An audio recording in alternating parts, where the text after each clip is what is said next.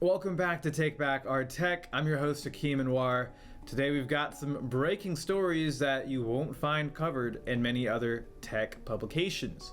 One, we discovered how Meta, owner of Facebook and Instagram, is mass silencing posts that are against their narrative, or really against the narrative of governments like Israel. An anonymous group has released data and analysis showing leaks from Meta's Integrity Lab that show how mass reporting is abused to train a content AI, which can then remove offending posts off the platform under the guise of protecting against terrorism, but I'll show you why that doesn't line up. Our second story for today is your favorite stores that you're visiting. Next time you go to a hardware store, your car might be being picked up by an automated number plate scanner like a Flock camera, which are now installed at 171 Lowe's and Home Depot hardware stores across the country. Now, I have a list of exactly where the stores are. You're gonna wanna watch and see where and look to see if it's in your town. Next, we're going to look at how we can build our own free payphone. That's right. Electrical engineer Patrick Schlott and others like him we can thank for this free payphone idea that's becoming popular in the US. It's more private than a cell phone and they're free to use for anybody. So there are a number of companies that are doing this out of the goodness of their heart, so it seems. And I looked into them, and I also looked into the gear you'll need to build your very own free payphone, because I think it's an important tool for the community. And for our solution for today, yes, there's only 3 stories today.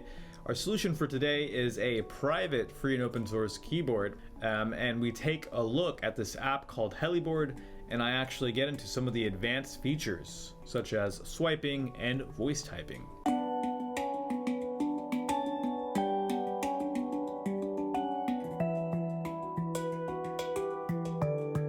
Our first story for the day, a new data leak at Meta for Meta's Integrity Lab has revealed how countries like Israel use content moderation to ban posts that go against their agenda. And it's not just Israel doing this, but that's the focus of this expose at the International Corruption Watch, which is a group of anonymous researchers who received the data leak from whistleblowers at Meta. And they talk about this mass censorship strategy, which I'll bring up on screen here. So this is a chart explaining how this content moderation abuse, this takedown request abuse, has been going on at Facebook, and I'll explain it in a second. First, you need to learn how Facebook takes down content. Normally, anyone can click on a few dots next to the post and report a post for a number of different reasons. And normally when you do this, you're not, according to Facebook, you're not that important. So it automatically gets judged by an AI model, the content enforcement model, which will say, all right, this offended the terms or it didn't offend the terms. And if it's not confident, it'll send it to a human reviewer. However, if you're a government like the state of Israel, or really any other country for that matter, you get special access to submit takedown requests, which are given priority. They also don't go to AI, they go to human reviewers.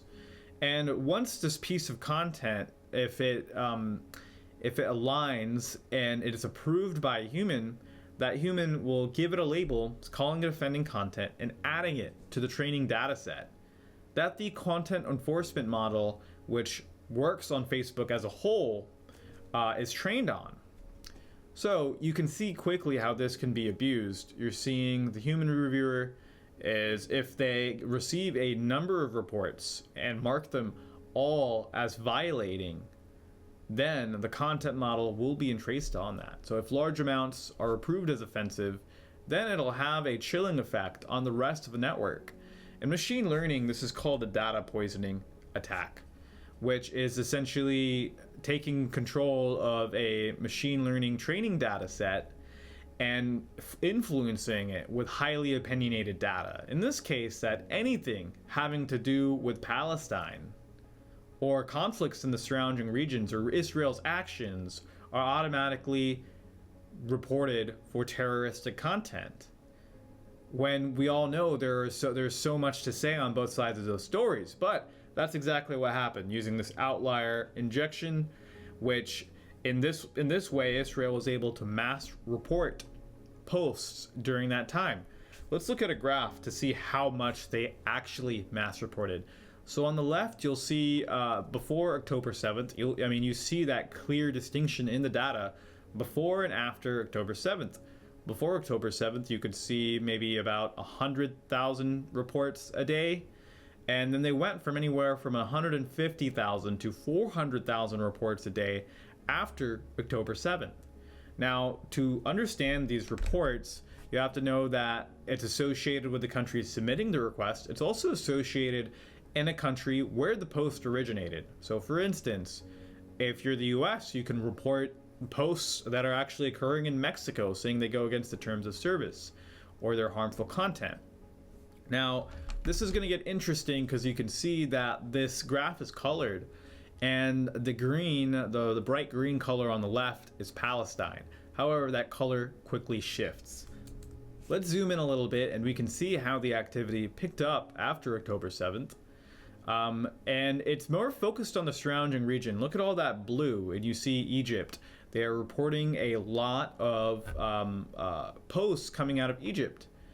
And this is just a trend. They're focusing on their neighbors. If you can look at, let's see here, this chart, it's talking about the other main countries, the top reporters of posts to Facebook. You see Israel really stands out from the rest. The column in this table corresponds to the other neighboring countries the other countries are reporting the posts from. So for instance, Israel is reporting Egypt, Jordan, Palestine, Algeria, and Yemen. Now notice all the other countries. Pakistan, their top country is Pakistan. Malaysia, Brazil, India. Most countries are moderating their own populace. No, not in Israel's case, if we're to believe this data. They're actually trying to maintain order in the surrounding countries. So if you go back to this graph, that makes sense. They're they're reporting a lot of different content in the neighboring countries.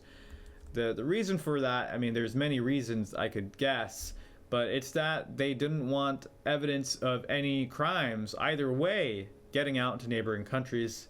You could say that, it's a national security risk. You could also make sure to downplay that information so there isn't a mass uprising in the area. This report also goes on to talk about an example takedown request from the perspective of Israel. And essentially it's this email that gets sent to Meta, which apparently this report has access to. And it's the same information every time, which reviews the official Israeli account of what happened on October 7th and citation of Israeli counterterrorism law. So imagine this newspeak-like response to a really one-sided response to anything that's happening on Palestine, along with the links of the posts that they were reporting. And imagine an email like that being sent like hundreds of times per day, reporting thousands of posts. Well, that's what was happening according to this report. There was no addressing the context in the videos. There was no addressing the content. It was literally the same copy and paste reply over and over. The report goes on to say that there is a 94% compliance rate with Israeli requests, making it the top 75% of countries that they just request get approved, with an average review time of about 30 seconds.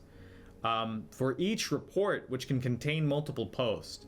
Now, am I to believe that the people at Meta were really giving this a lot of thought and the reports a lot of thought? Or does it seem like that they're just passing it through because there's a lot of pressure on sending them through? The report estimates that about 38 million posts have been actioned on due to the content enforcement model being data poisoned. So all these mass reports come in.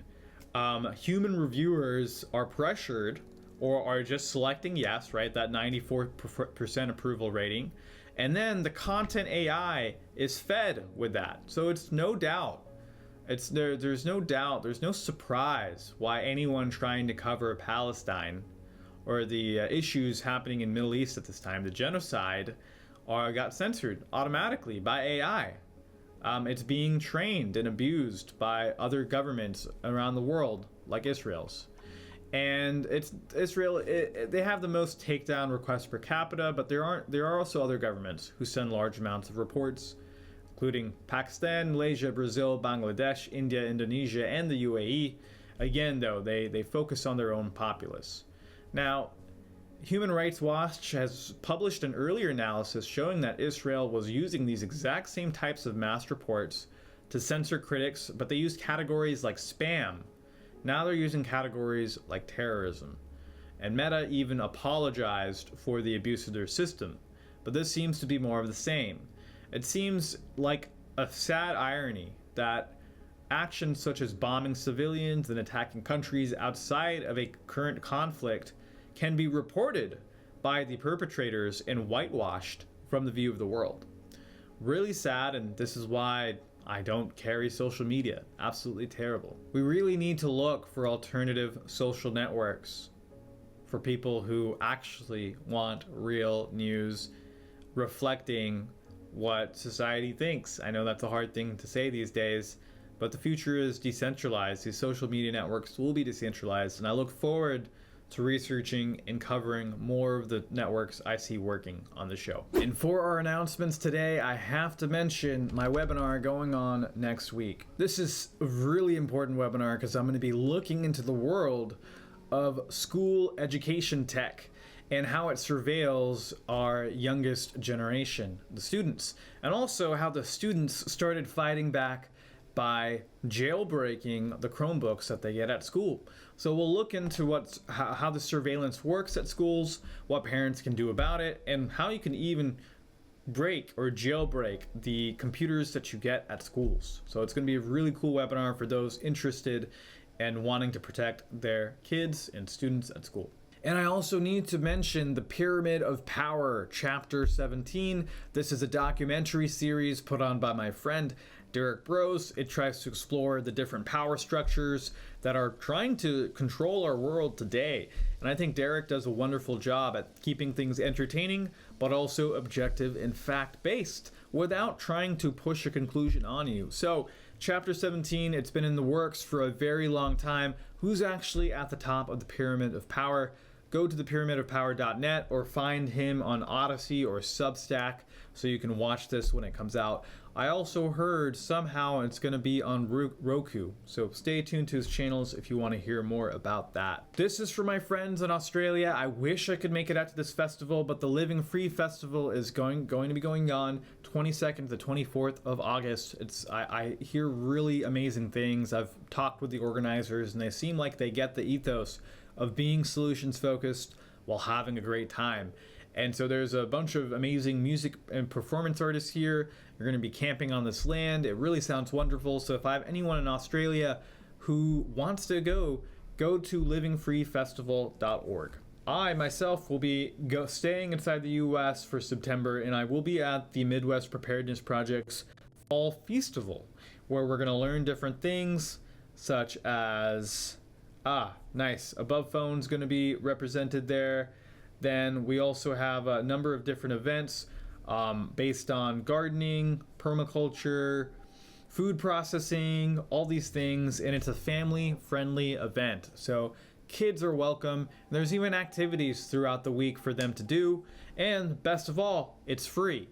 So you're not going to want to miss this. This is it's a really amazing group of people. I really enjoy it every time I go out there, and I would love to see you there in person. Those are all the announcements for the day. Let's get back to the stories. Our second story for today: are you going to the hardware store? Well, as soon as you pull into the parking lot, your car might have been scanned by Flock. Flock's cameras. What are these Flock cameras? Well, the Flock cameras are an AI camera that can automatically read license plates. They can also pick up information about your car.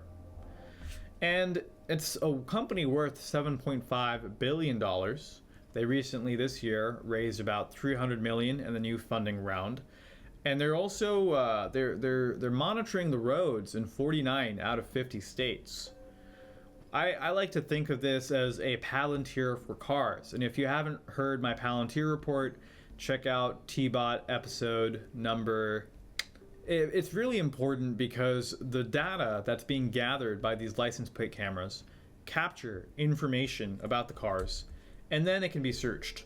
Now, this is a website called stopflock.com, www.stopflock.com, and they're saying here that the system uses AI to create a vehicle fingerprint, identifying cars not only by license plate, but also by color, make, and model, even bumper sticker placement, even bumper stickers. Man, you can't have any fun in this world now.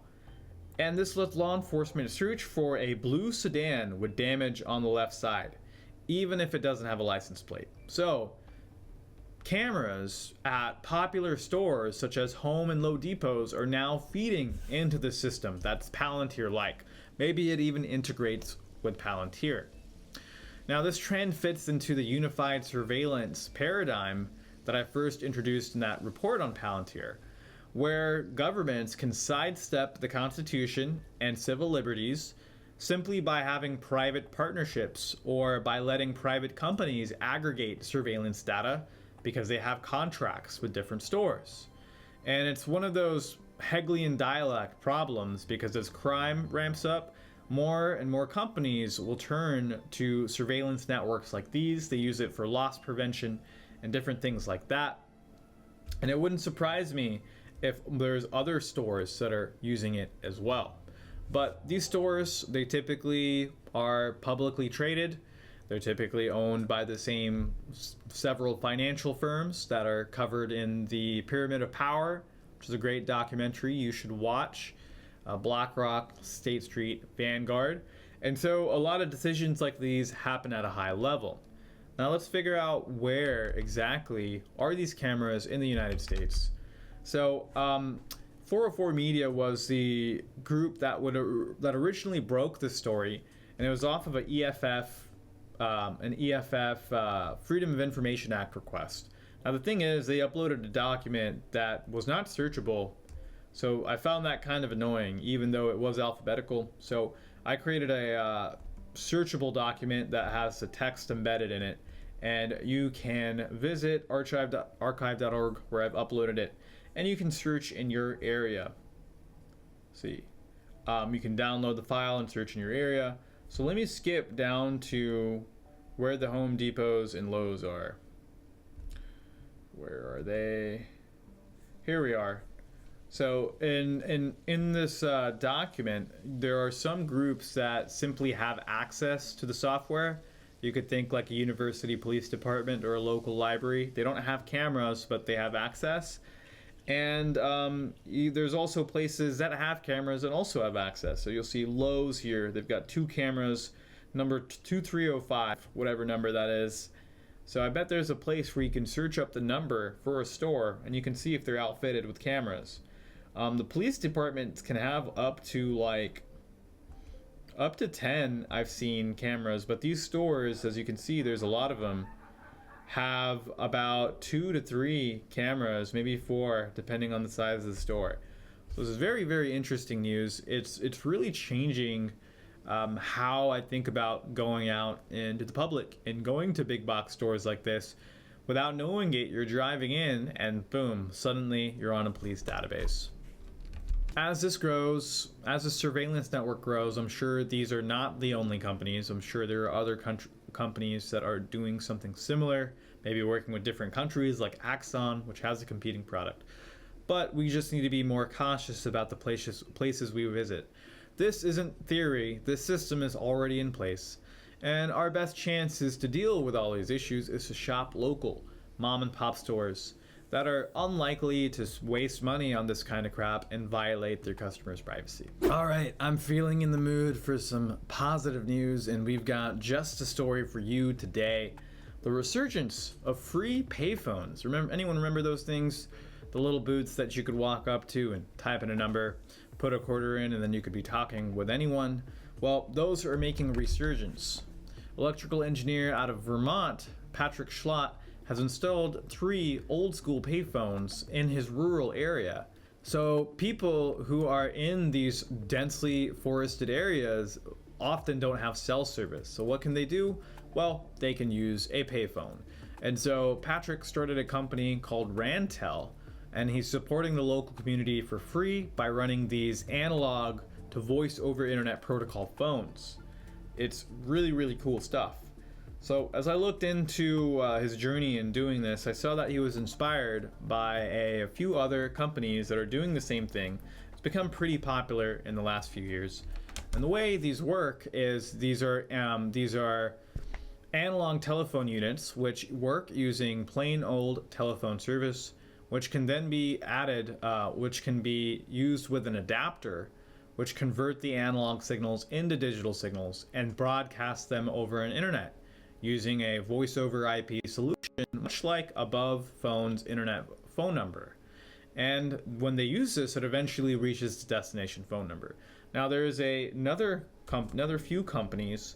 There is Futel in Portland, Oregon. There's also Philtel, which we'll talk about in a second. But I really liked Futel's mission statement here.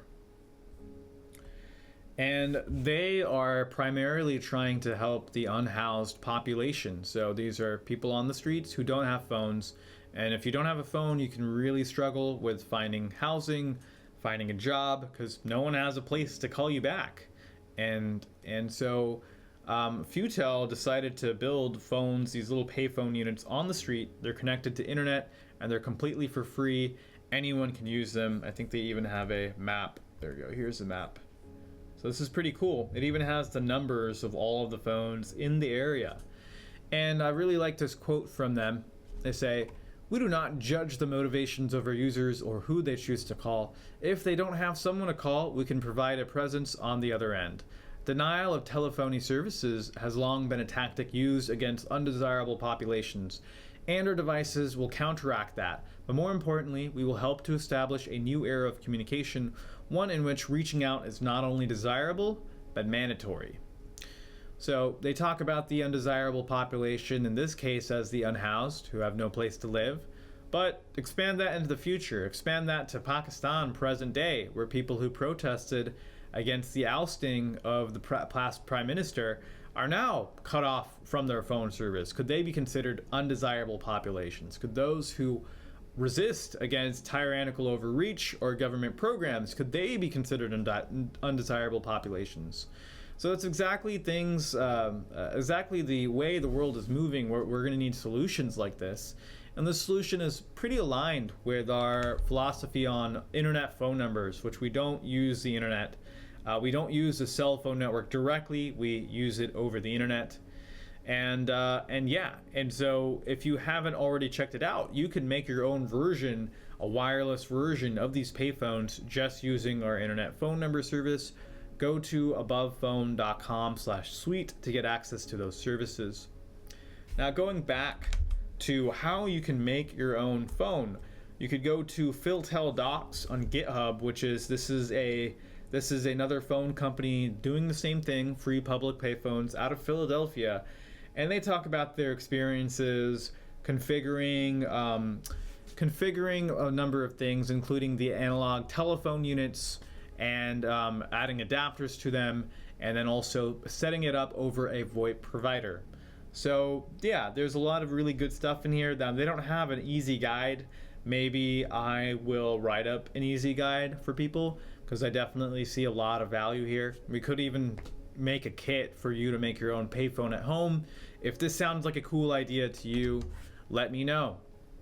Now, these companies are assisting the public without any judgment, and they're wrenching open closed communications. Futel, the one based in Portland, has made 15,000 calls in 2024, and I could see other companies growing soon. I could see the payphone being like a community hub. For those who believe in counter economics, it could be a place where you go to communicate. It could be around a store. It could be a place where anyone could receive a call. It's really exciting to think about kind of like that speakeasy vibe of a payphone and the anonymity it could provide the person who simply just needs to talk to someone else. And for our solution for the day, I've got my above phone out, and we're going to be looking at swipe keyboards. We're going to be looking at open source keyboards. So one really cool one is called Heliboard, which is available on F-Droid. And I really like it because it integrates well with voice input methods, such as Fudo voice input, which we may have talked about before. But one thing it also allows for you to do is to use swiping. So I already have Heliboard installed. I'm going to open it. There's some permissions that has you set up in the beginning, but today I'm going to be looking at some advanced features, such as the gesture typing library. So there's a proprietary library in as a part of Android open source platform that you can use to have swipe keyboard working. So it's this Latin input method, and I can go ahead and download that. I think I have it downloaded here. Perfect, that's already downloaded. And then I can go to Heliboard, settings, advanced, scroll all the way to the bottom, load gesture typing library, load the library, pick my file, boom, it's there. This is also an important setting. I just turned it on all my phones, the URL detection. But now that I've got it, I'm going to open up my Note app, and I already have voice working, but I can try swiping anywhere I want. Try sweeping anywhere I want. Well, it was very close. It was very close, I'd like to think. But yeah, this swiping feature works great, and you might be worried, oh no, proprietary code in the library, what does that actually mean? Well, normally it could be, we have no idea what's in that code, but the cool part is we can take Heliboard and remove its permission to connect to the internet. I mean, there isn't even a permission to connect to the internet. It doesn't request it. So if that makes you feel any safer, it can't connect to the internet, so that's pretty great. So Heliboard, they've also got a number of other really awesome settings. Let me go back to Nodally X. You can also set up a voice input method. So I have downloaded the Fudo app, and so when I hit the voice input method, it will automatically listen to me, and then I can just type anything I want out with excellent capitalization and punctuation and all that jazz. You can also customize the keyboard to your liking. There's some beautiful colors. It also does emojis, of course, and a lot of other advanced features that we won't get into right now. But let me know if you download Heliboard, what you think of it, and if you are ready, if you see this and you're like, oh wow, that looks better than my current phone, and it does it without spying me, then check out our project abovephone.com, where we have Heliboard already installed and set up for you to use. That's all of our stories for today. I hope you enjoyed. Again, please check us out at tbot.substack.com. Show us some love. Download the podcast. We also have a podcast wherever podcasts are shared. So download us there. And please share this with your friends if you like some of the stories. I know we're going to need a lot of new play phones built, so we're going to need some help with that. Till next time, your friend Hakeem. And remember, our connection is sacred.